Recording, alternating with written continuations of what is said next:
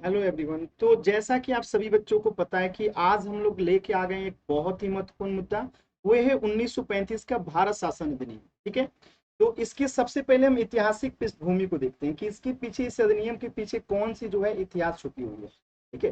तो ये एक महत्वपूर्ण बात है। इसके अगर इतिहास को आप देखेंगे तो आप सभी को पता है कि 1930 से लेके 32 के मध्य में क्या हुआ था। तो आपको अगर याद हो तो 1930 से लेके 32 के मध्य में जो है लंदन में 3 गोलमेज सम्मेलन हुआ और उसी 3 गोलमेज सम्मेलनों में संवैधानिक सुधारों से संबंधित प्रावधानों के परिणाम स्वरूप जो है इस अधिनियम का जो है निर्माण किया गया था।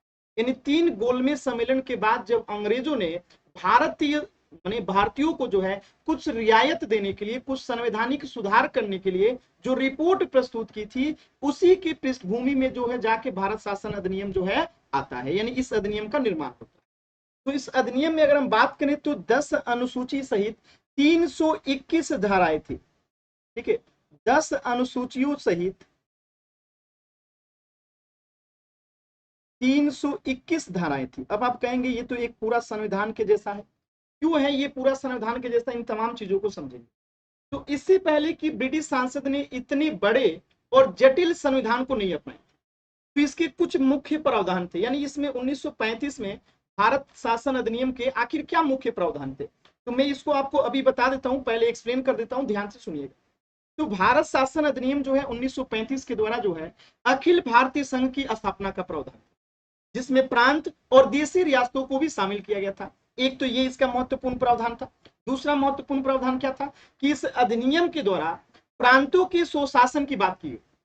यानी कि देश में नहीं बल्कि प्रांतीय स्तर पे जो है भारतीयों को उनका स्वशासन दिया गया और समस्त विषयों को जो है 3 भागों में बांट दिया गया, जो कि आज आपको भारतीय संविधान में 7वीं अनुसूची जो दिखाई देती है। तो कुछ इसी प्रकार जो है 1935 के भारत शासन अधिनियम में भी भारत के ये राज्य स्तर पे जो है विषयों को 3 स्तर पे बांट दिया गया। यानी संघ विषय में 59 विषय दे दिए गए, प्रांतीय विषय में 54 विषय दे दिए गए और समवर्ती विषय में जो है 36 विषय रख दिए गए थे। तो ये भी एक इस अधिनियम का महत्वपूर्ण विषय था। और इस अधिनियम के द्वारा आप देखेंगे कि प्रांतों में द्वैत शासन को जो है समाप्त कर दिया गया था। और ये चीजें भी बार बार आपको एग्जाम में पूछा जाता है। और प्रांतीय स्वच्छता को जो है आरंभ किया गया था 1935 के भारत शासन अधिनियम के द्वारा। प्रांतों में आप देखेंगे कि उत्तरदायी सरकार की स्थापना का प्रावधान किया गया, जिसका तात्पर्य क्या था, प्रांतों में उत्तरदायी सरकार का प्रावधान किया गया, इसका मतलब क्या था, तो इसका सीधा सा मतलब था कि गवर्नर को जो है उत्तरदायी मंत्रियों की सलाह पे कार्य करना होगा। जो भी उस समय के गवर्नर होते थे उनको किसकी रिस्पॉन्सिबल पे काम करना होता था, जो कि प्रांत के जो मंत्री परिषद होती थी, जिसको सन 1937 में प्रारंभ किया गया। और 11 राज्यों में से देखेंगे कि 6 में द्विसदनीय व्यवस्था यानी कि विधानसभा और विधान परिषद का प्रावधान किया गया। बंगाल, बंबई, मद्रास, बिहार, संयुक्त प्रांत और असम, ये वो 6 राज्य हैं जहां पे द्विसदनीय व्यवस्था का जो है प्रारंभ किया गया। हालांकि इन पे कोई प्रकार के प्रतिबंध थे, मतलब कि ऐसा किया गया लेकिन ये स्वतंत्र रूप से कार्य नहीं कर सकते थे। फिर आप देखेंगे कि केंद्रीय स्तर पे द्वैत शासन प्रणाली का प्रारंभ किया गया, जिसके विषयों को हस्तांतरित और आरक्षित विषयों में जो है विभक्त किया गया। इस अधिनियम में आप देखेंगे कि पृथक निर्वाचन व्यवस्था का भी विस्तार कर दलित, महिला और मजदूर वर्ग के लिए सांप्रदायिक प्रतिनिधित्व का प्रावधान लाया गया। ठीक है। इसी अधिनियम के द्वारा मताधिकार का विस्तार किया गया, लगभग 10% जनसंख्या को जो है मत डालने का अधिकार मिला। इस अधिनियम के द्वारा भारतीय रिजर्व बैंक की स्थापना का प्रावधान किया गया। संघ न्यायालय की स्थापना का प्रावधान किया गया, जिसकी स्थापना 1937 में की गई। यहां तक कि आप देखेंगे कि संघ न्यायालय को वर्तमान जो है भारतीय सर्वोच्च न्यायालय का जो है पूर्ववर्ती माना जाता है, पूर्वज माना जाता है। तो इस अधिनियम में संघ लोक सेवा आयोग, प्रांतीय सेवा आयोग एवं संयुक्त सेवा आयोग की स्थापना का प्रावधान किया गया। ठीक है। यानी 2 या 2 से अधिक प्रांतों के लिए। तो कुल मिला के इस अधिनियम की ढेर सारी महत्वपूर्ण विशेषताएं थी। इसी प्रकार देखेंगे कि इस अधिनियम के द्वारा भारत शासन अधिनियम 1858 के द्वारा जो है स्थापित जो भारत सचिव की परिषद थी उसको समाप्त कर दिया गया।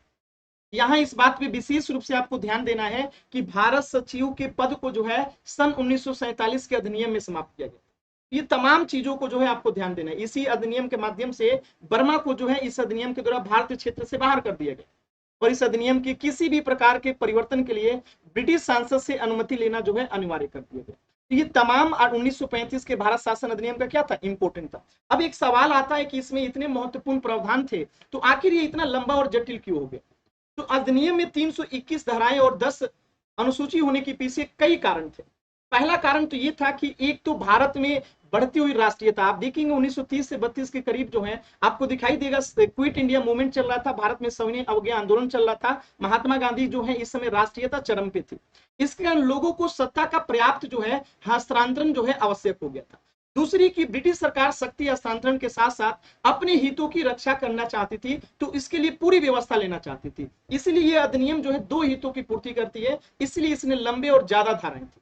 ठीक है, तो प्रांतीय अगर स्वच्छता की दृष्टि से देखें तो यह अधिनियम अत्यधिक जो है महत्वपूर्ण थी और भारतीयों को प्रशासन तंत्र में प्रवेश करने, हस्तक्षेप करने का अवसर प्राप्त हुआ। इस एक्ट ने प्रतिनिधि शासन व्यवस्था का भी शुरुआत किया और 1919 के अधिनियम की तुलना में यह निश्चय ही एक प्रगतिशील जो है प्रयास था। तो भारत के एकीकरण का मार्ग भी इसी अधिनियम के द्वारा आपको दिखाई देगा कि प्रारंभ होता है और इस अधिनियम के द्वारा देशी रियासतों का अखिल भारतीय संघ में समावेश करना भारत के राजनीतिक एकीकरण का प्रयास था।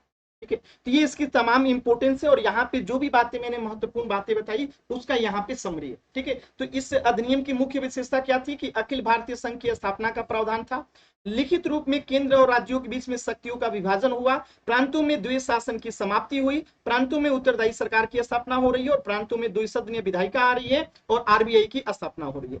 तो इस अधिनियम की जो महत्वपूर्ण बातें हैं जो आपसे इस अधिनियम से बार बार पूछी जाती हैं, तो उम्मीद करता हूं कि आपको ये 1935 का भारत शासन अधिनियम समझ में आया होगा। मिलते हैं हम ऐसे ही एक और वीडियो के साथ। Thank you.